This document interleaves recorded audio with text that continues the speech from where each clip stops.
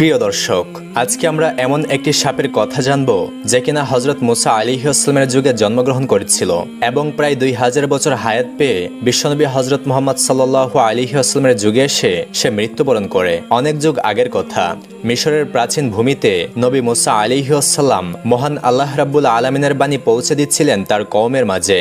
সেখানকার জঙ্গলে ছোট্ট একটি টিলার পাশেই বাস করত এক অদ্ভুত ধরনের সাপ। সাপটি দেখতে অন্যান্য সাধারণ সাপের মতোই ছিল, কিন্তু তার ভেতরে অদ্ভুত এক চেতনা কাজ করত। লোককথায় প্রচলিত ছিল যে তার একটি ভুলের কারণে মহান আল্লাহ রাব্বুল আলামিন তাকে সাপের রূপে রূপান্তর করে দেয়। নিয়ে নেওয়া হয় তার থেকে মানুষের সুশ্রীর রূপ, কিন্তু মানুষের মতো কথা বলার শক্তি তার ভিতরে অবশিষ্ট রয়ে যায়। তার নাম ছিল হারেসা।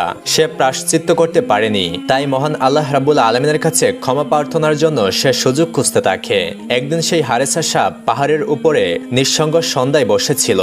হঠাৎ করে সে আকাশ থেকে একটি উজ্জ্বল আলো দেখতে পায়। প্রথম হারেসা মনে করলো সেই আলোটি হয়তো বজ্রপাত থেকে সৃষ্টি হয়েছে, কিন্তু পরক্ষণেই সে খেয়াল করলো আলোটি নিমেষেই মিলিয়ে যাচ্ছে না, যা বজ্রপাতে সাধারণত হয়ে থাকে। তা কিছুক্ষণের জন্য স্থায়ী হতে লাগলো। তখন সে ভালোভাবে লক্ষ্য করলো এবং দেখতে পেল পাহাড়ের উপর হযরত মুসা আলাইহিস সালাম মহান আল্লাহ রাব্বুল আলামিনের সাথে কথোপকথন করছেন।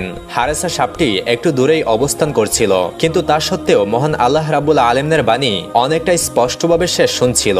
তখন সে শুনতে পেল মহান আল্লাহ রাব্বুল আলামিন হযরত মুসা আলাইহিস সালামকে বলছেন, হে মুসা, শুনে রাখো, আমি তোমাকে পছন্দ করেছি এবং তোমাকে যেমন পৃথিবীতে প্রেরণ করেছি তেমনি ভাবে তোমার পরেও আরো অনেক নবী রাসূলকে আমি প্রেরণ করব, কিন্তু শেষ যুগে আমি একজন নবী প্রেরণ করব যার নাম হবে আহমদ। তখন মুসা আলাইহিস সালাম মহান আল্লাহ রাব্বুল আলামিনকে জিজ্ঞাসা করলেন, ইয়া রাব্বুল আলামিন, আপনার সেই নবী এবং তার উম্মতরা কেমন হবে?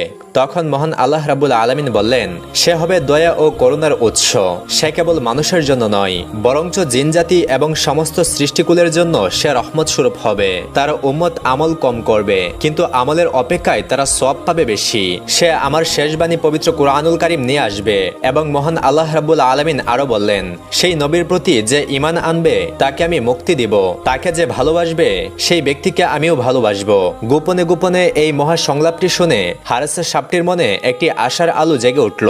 সে মনে মনে ভাবতে লাগলো, যেই নবীকে মহান আল্লাহ রাব্বুল আলামিন এতটা ভালোবাসেন, সেই নবীর মুখ দিয়ে যদি আমি ক্ষমা প্রার্থনা করে দোয়া চাইতে পারি, তাহলে অবশ্যই মহান আল্লাহ রাব্বুল আলামিন আমাকে ক্ষমা করে দিতে পারেন। পরের দিন সকালবেলায় মুসা আলাইহিস সালাম মাঠের প্রান্তপথ দিয়ে কোথাও যেন হেঁটে যাচ্ছিলেন। হঠাৎ করে তিনি পেছন থেকে একটি শব্দ শুনতে পেলেন।